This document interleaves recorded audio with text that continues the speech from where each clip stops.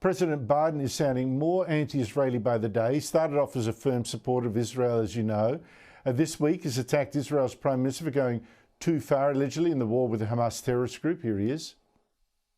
He must pay more attention to the innocent lives being lost as a consequence of the actions taken. Now, why the change in tone, Sean? And add to that, why doesn't Donald Trump now exploit this change by showing firm support for Israel and really wedging Joe Biden?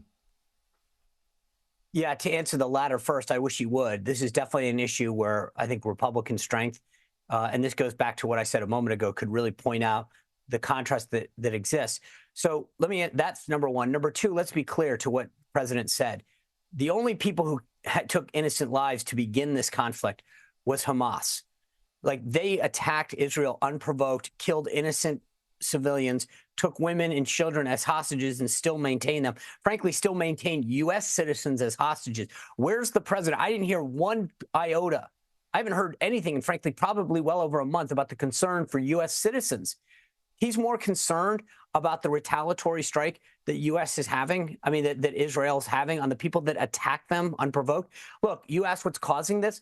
The bottom line is this: electoral politics are what the issue is. Joe Biden flip-flopped again. He used to be a very big supporter of Israel until he realized that places like Michigan were getting put into play because he has, his support for Israel was undermining his electoral strategy in a key state, and also with a key demographic, not just Arab and Muslim Americans, but younger Americans.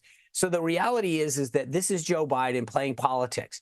The old Joe Biden would have stood firm with Israel, but because, we're in an election year, he can't, and his base is creating massive problems for him. Well, to the Academy Awards last night, I'm sure you were riveted to the screen, Sean, given your own starring role once at the Emmys, but Donald Trump posted a review online that host Jimmy Kimmel read out to the audience, which confirmed, I would suspect, for every single viewer that Hollywood is left-wing. Here is that exchange. I just got a review, and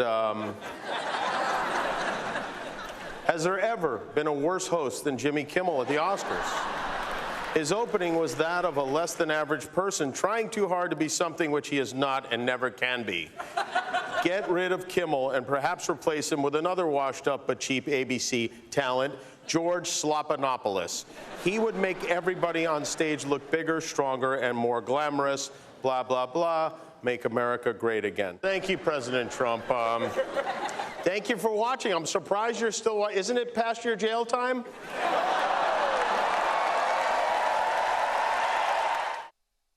Sean Spicer, your reaction to that?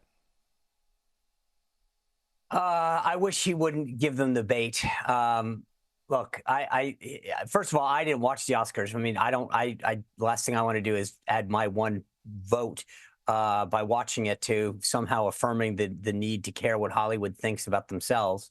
So I don't tune into shows like that.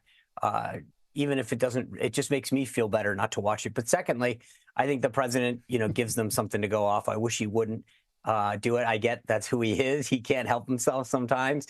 But look, it's no surprise that he's a big movie buff, and I'm sure he wanted to see who won.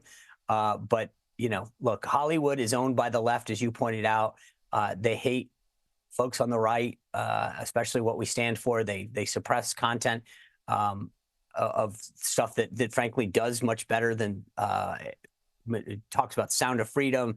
There's a new movie, Cabrini, out. All these movies that actually are good, wholesome movies, they suppress. They don't really care about.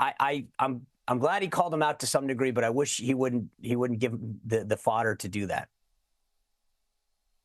It cuts across the more presidential tone he's been trying to adopt lately. Yeah, when it comes to that, I think that's long gone. I think Donald Trump's got his own style. It's unique to who he is.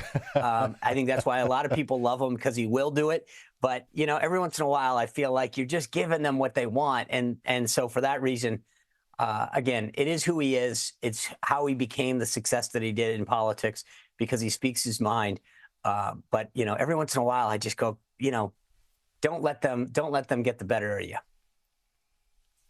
Sean Spicer, no doubt you thought that once, more than once, when you were his spokesman, making your life just that little bit harder at the time. Thank you so much for your time here.